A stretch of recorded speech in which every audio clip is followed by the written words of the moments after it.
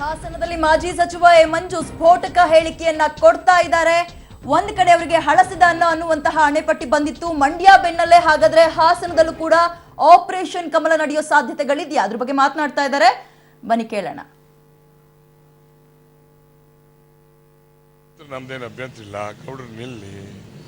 ಗೌಡ್ರು ನಿಲ್ದನೇ ಇದ್ರೆ ನಾವೆಲ್ಲ ಒಕ್ಕಾರೆ ತೀರ್ಮಾನ ಮಾಡಿ ಕುಟುಂಬದ ರಾಜಕಾರಣವನ್ನು ವಿರೋಧ ಮಾಡಬೇಕು ಅನ್ನೋದ್ರಲ್ಲಿ ನಾವು ನಮ್ಮ ಪಕ್ಷದವರೆಲ್ಲರೂ ತೀರ್ಮಾನ ಮಾಡಬೇಕು ಅನ್ನೋದು ನನ್ನ ಬಯಕೆ.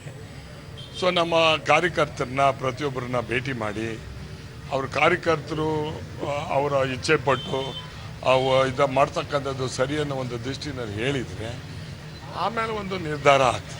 ಇಲ್ಲ, ಹೈಕಮಾಂಡ್ ಜೊತೆ ಮಾತಾಡಿಲ್ಲ, ಯಡಿಯೂರಪ್ಪನವ್ರ ಜೊತೆ ಮಾತಾಡಿದ್ದೀನಿ. ಯಡಿಯೂರಪ್ಪನವರು ಕೂಡ ನನ್ನನ್ನು ಒಂದು 3 ಬಾರಿ ಮಾತಾಡಿದ್ದಾರೆ. ಅದರಲ್ಲಿ ಮುಚ್ಚುಮರೆ ಏನಿಲ್ಲ. ಅದು ಇನ್ನೂ ಯಾವುದೇ ಆದಂಥ ನಮ್ಮ ಕಾರ್ಯಕರ್ತರ ಒಂದು ತೀರ್ಮಾನದ ನಂತರನೇ ಏನೇ ತೀರ್ಮಾನ ಹೊತ್ತು ಅಂತಿಮ ತೀರ್ಮಾನ ಕಾರ್ಯಕರ್ತರು.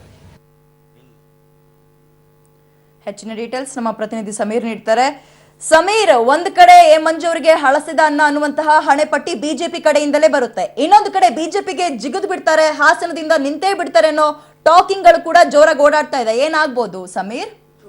ವಿದ್ಯಾ, ಏನಂತ ಹೇಳಿದ್ರೆ ಈಗ ಹಾಸನ ಲೋಕಸಭಾ ಕ್ಷೇತ್ರ ಸಾಕಷ್ಟು ಗಮನ ಸೆಳೀತಾ ಇದೆ. ಅಭ್ಯರ್ಥಿಗಳ ಆಯ್ಕೆ ವಿಚಾರದಲ್ಲಿ ಜೆಡಿಎಸ್ ಮತ್ತು ಬಿಜೆಪಿಯಲ್ಲಿ ಇನ್ನೂ ಕೂಡ ಗೊಂದಲ ಇದೆ ಅಂತಾನೆ ಹೇಳ್ಬೋದು. ಆದ್ರೆ ಕಾಂಗ್ರೆಸ್ನ ಸಚಿವ ಎ ಮಂಜೂರವರು ಬಿಜೆಪಿಯಿಂದ ಸ್ಪರ್ಧೆ ಮಾಡುವಂತದ್ದು ಸ್ಪಷ್ಟ ಅನ್ನುವಂತ ಹೇಳಿಕೆಯನ್ನ ಈಗ ಎ ಮಂಜು ಅವರೇ ನೀಡ್ತಾ ಇರುವಂತದ್ದು. ಏಕಂತ ಹೇಳಿದ್ರೆ ಈಗಾಗಲೇ ಏನು ಪಕ್ಷದ ಇತರ ಏನು ಮೂಲಗಳು ಹೇಳುವ ಮಾಹಿತಿ ಪ್ರಕಾರ ಎ ಮಂಜೂರವರು ಕಾಂಗ್ರೆಸ್ ಇಂದ ಬಿಜೆಪಿಗೆ ಬರುವಂತದ್ದು ಅನುಮಾನ ಅಂತ ಹೇಳಿ ಜಿಲ್ಲಾಧ್ಯಕ್ಷರು ಹೇಳಿದ್ರು. ಆದ್ರೆ ಎ ಮಂಜು ಸ್ವತಃ ಇವತ್ತು ಏನು ಧರ್ಮಸ್ಥಳಕ್ಕೆ ಹೋಗಿ ದರ್ಶನ ಮಾಡಿಕೊಂಡು ಬಂದು ನಂತರ ಇಲ್ಲಿ ಹಾಸನ ನಗರದಲ್ಲಿರುವಂತಹ ಆಂಜನೇಯ ದೇವಸ್ಥಾನದಲ್ಲಿ ಪೂಜೆ ನೆರವೇರಿಸಿದ್ರು. ನಂತರ ಮಾಧ್ಯಮದವರಿಗೆ ಮಾತನಾಡಿದ್ರು. ಅವರ ಹೇಳಿಕೆ ಪ್ರಕಾರ ಅವರು ಮುಂದೆ ಏನು ಬಿಜೆಪಿಯಿಂದ ಇಲ್ಲಿ ಹಾಸನ ಲೋಕಸಭಾ ಕ್ಷೇತ್ರಕ್ಕೆ ಸ್ಪರ್ಧಿಯಾಗುವಂತದ್ದು ಖಚಿತ ಅಂತ ಹೇಳಿ ಅವರೇ ಸ್ಪಷ್ಟಪಡಿಸಿರುವಂತದ್ದು. ಈ ಕುರಿತಂತೆ ಈಗಾಗಲೇ ಮುಖ್ಯಮಂತ್ರಿ ಯಡಿಯೂರಪ್ಪನವರನ್ನು ಸಹ ನಾನು ಭೇಟಿ ಮಾಡಿದ್ದೇನೆ. ಈ ಕುರಿತಂತೆ ಏನು ಬಿಜೆಪಿ ಏನು ಹೊಸ ಪಕ್ಷ ಏನಲ್ವಲ್ಲ, ಹಳೆ ತವರ ಮನೆನೇ ಅಲ್ಲ. ಧನ್ಯವಾದ ಸಮೀರ್ ತಮ್ಮೆಲ್ಲ ಮಾಹಿತಿಗೆ.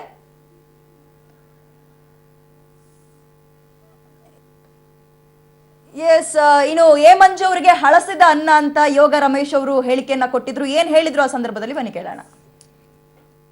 ಇವತ್ತು ಎ ಮಂಜು ಕಾಂಗ್ರೆಸ್ಸಿಗರಿಗೆ ಹಲಸಿದ ಅನ್ನದ ತರ ಇದ್ದಾರೆ. ಈ ಹಲಸಿದ ಅನ್ನ ಏನ್ ಮಾಡ್ತೀವಿ ಹೇಳಿ? ಹಲಸಿದ ಅನ್ನನ ಯಾರು ಊಟ ಮಾಡಲ್ಲ. ಇವತ್ತು ಕಾಂಗ್ರೆಸ್ ಅಲ್ಲೇ ಹಲಸಿದ ಅನ್ನ ಅಂತಿದ್ದವ್ರನ್ನ ಇನ್ಯಾರು ಊಟ ಮಾಡಕ್ ಹೋಯ್ತಾರೆ? ನಮ್ಮ ಸ್ಥಳೀಯರಿಗೆ ಕೊಡಬೇಕು ಅನ್ನೋ ಒಂದು ಅಭಿಪ್ರಾಯ ಎಲ್ಲರೂ ಇಲ್ಲಿ ಇದೆ. ಅದು ಎ ಮಂಜು ಬರ್ತಾರ ಇನ್ನೊಬ್ರು ಅನ್ನೋದು ಪ್ರಶ್ನೆ ಏನಿಲ್ಲ.